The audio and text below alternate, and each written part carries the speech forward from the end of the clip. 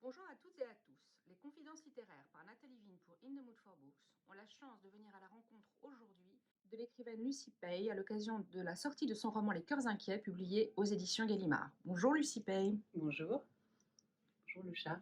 Visite du chat, impromptu. Vous en acceptez l'augure? Avec grand plaisir. Les chats puissants et doux, orgueil de la maison.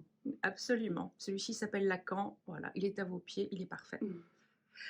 Je me propose pendant cette petite heure que nous allons passer ensemble d'aborder avec vous votre actualité et votre premier livre, Les Cœurs inquiets, les œuvres littéraires et les auteurs qui ont marqué et jalonné votre parcours de lectrice, d'écrivaine et de femme, votre panthéon littéraire, vos coups de cœur littéraires récents, les livres qui vous ont touché, bouleversé, interpellé pour des raisons diverses, la musique qui vous accompagne et qui vous emporte en ce moment en particulier, les films, réalisateurs qui vous ont récemment touché.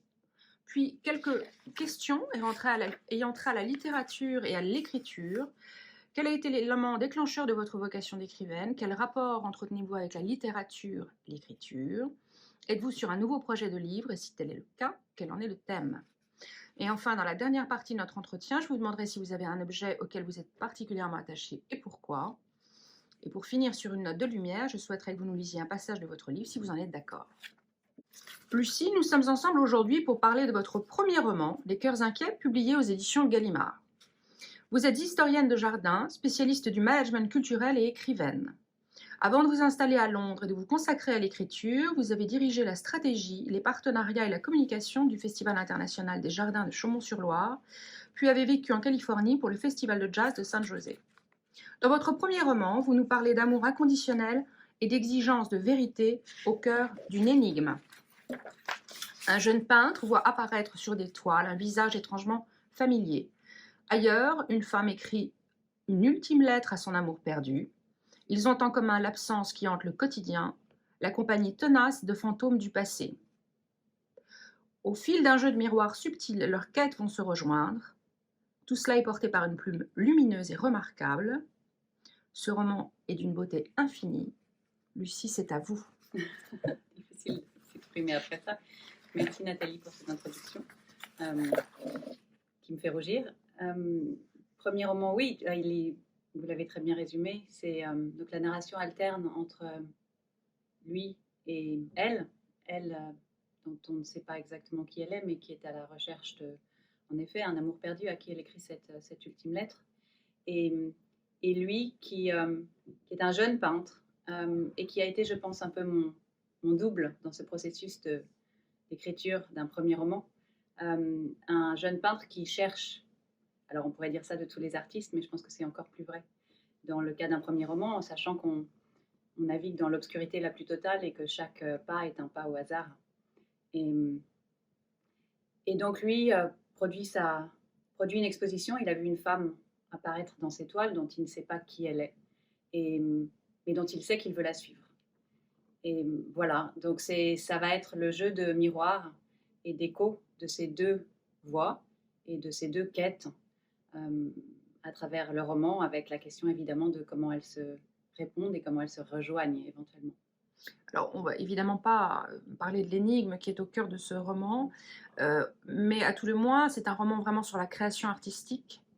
Donc, est-ce que vous pourriez développer un tout petit peu? Oui. Alors, en particulier dans la peinture, là. Oui, alors ça reste un roman, hein, ça n'est pas un essai littéraire. Oui, absolument. Ouais.